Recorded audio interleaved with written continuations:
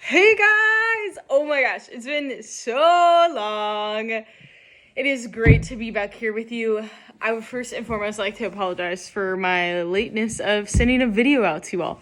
Know that I have been thinking about you so much, and I've been praying for each of you. And I've gotten to talk to a lot of you here and there, one-on-one individually, which has been great joy. So hopefully this video won't be too long updating you about what we've been up to. I'm going to kind of give some bullet points of what we've been doing this year. As you could imagine, haven't made a video because we've been doing so much. So it's all been very good things, but it's very good to be able to sit down and chat with you guys right now. So kind of just to kick everything off, we moved in and I live in a house called Holy Family, and the home is just really, really beautiful. It's a very great space to host the rest of our community whenever people come over. So that's great joy.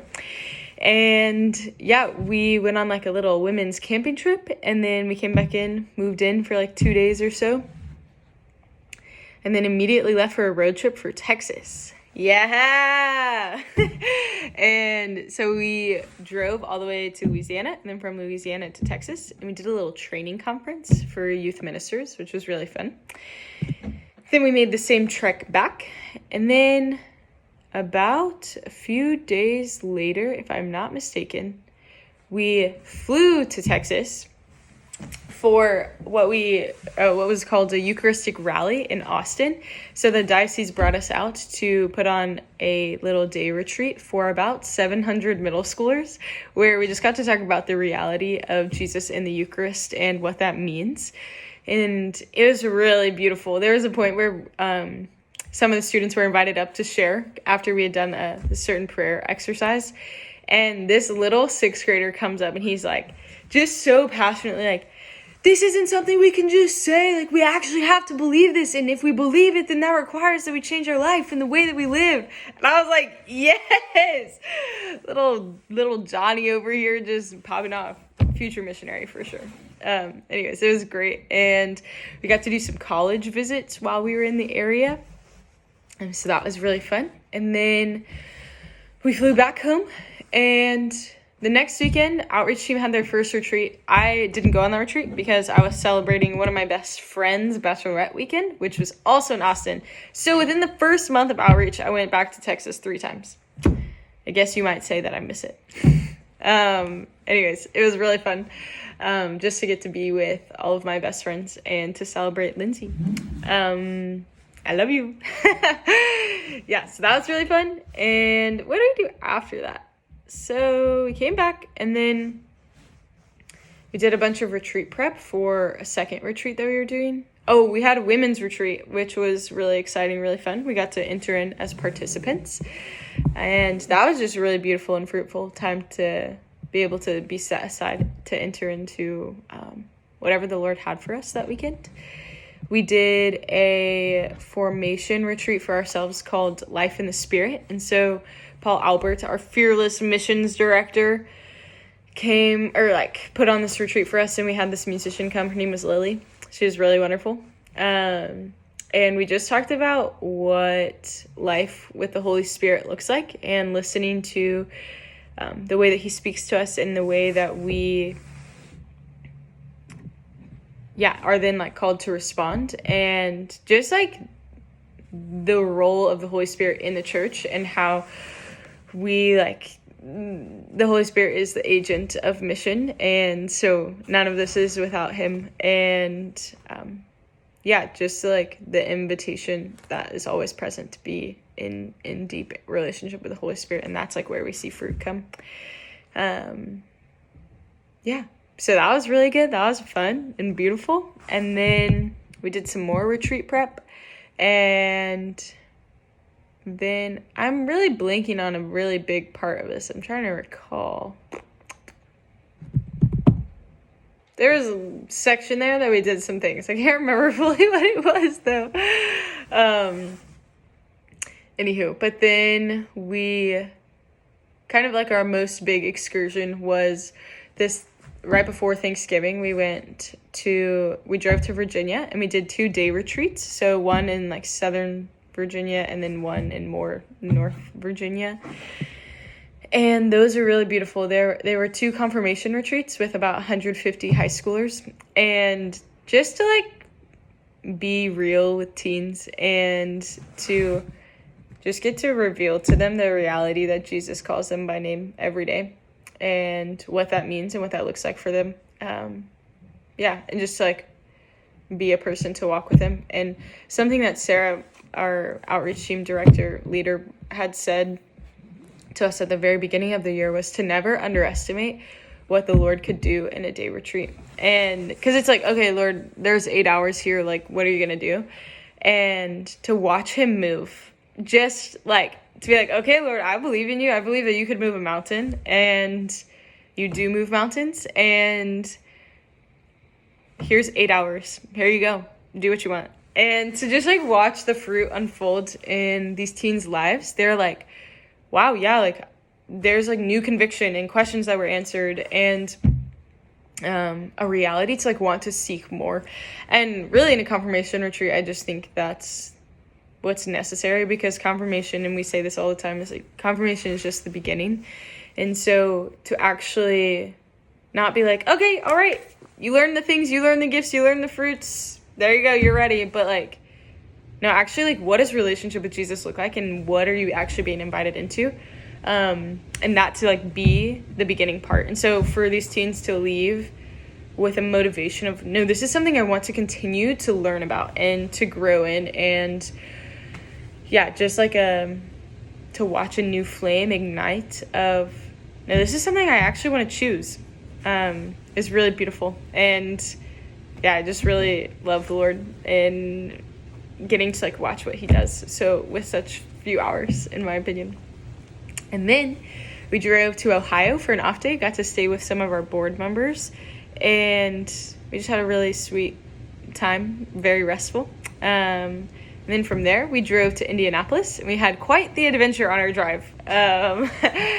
It was very grace-filled. We had some sicknesses, we had some car troubles, but we were also just filled with so much joy. And it was great to be convicted of the fact that when literally everything is going wrong that could be going wrong, the reality of us just like responding with joy, it was just a beautiful, like, great reminder of we are actually being given so much grace to live out this mission right now. And our joy was like a tangible manifestation of the grace that's being given to us as missionaries on the outreach team.